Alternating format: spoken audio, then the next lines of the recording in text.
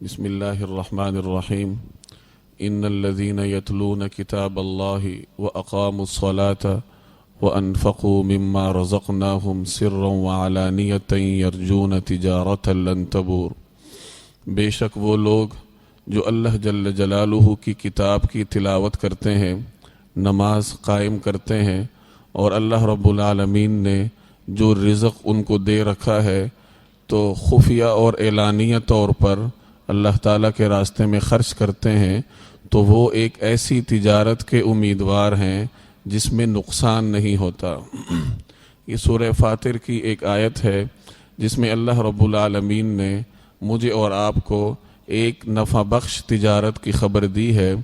ہر وہ تجارت جس میں خریدنے والا کریم النفس ہوتا ہے، اس میں بیچنے والے کو اتنا ہی زیادہ منافع ہوتا ہے۔ اللہ تعالیٰ کے ساتھ معاملہ کرنے کا ایک بہت بڑا فائدہ یہ ہے کہ اللہ جل جلالہ سے بڑھ کر کریم کوئی نہیں ہے۔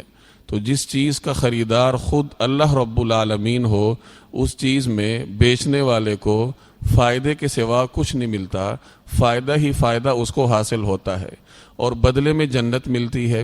نبی کریم صلی اللہ علیہ وسلم کے ایک فرمان کے الفاظ ہیں، الا ان سلعۃ اللہ غالیہ، کہ یاد رکھو کہ اللہ رب العالمین کے پاس جو ساز و سامان ہے وہ بہت مہنگا اور قیمتی ہے۔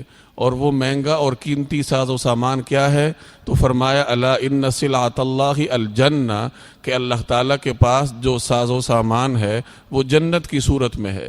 یعنی اس دنیا میں جب ہم اس کی اطاعت کریں گے، فرما برداری کریں گے، شکر گزاری کے ساتھ زندگی گزاریں گے، تو اس کے بدلے میں جنت کا وعدہ ہے۔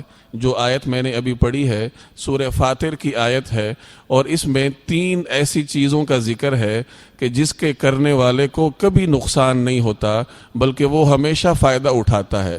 اور وہ 3 باتیں یہ ہے، یتلون کتاب اللہ، اللہ جل جلالہ کی کتاب کی تلاوت، یعنی قرآن کریم کی تلاوت، وَأَقَامُوا الصَّلَاةَ، اور نماز کا قائم کرنا، وَأَنفَقُوا مِمَّا رَزَقْنَاهُمْ سِرًّا وَعَلَانِيَةً، اللہ تعالیٰ نے جو رزق آپ کو دے رکھا ہے، جتنا ہے، کم ہے یا زیادہ ہے، اس میں اپنی وسعت کے مطابق کچھ نہ کچھ خرچ کرنا، چاہے وہ خفیہ ہو، چاہے وہ اعلانیہ ہو، کسی بھی طریقے سے ہو، لیکن خرچ کرنے کا اہتمام کرنا۔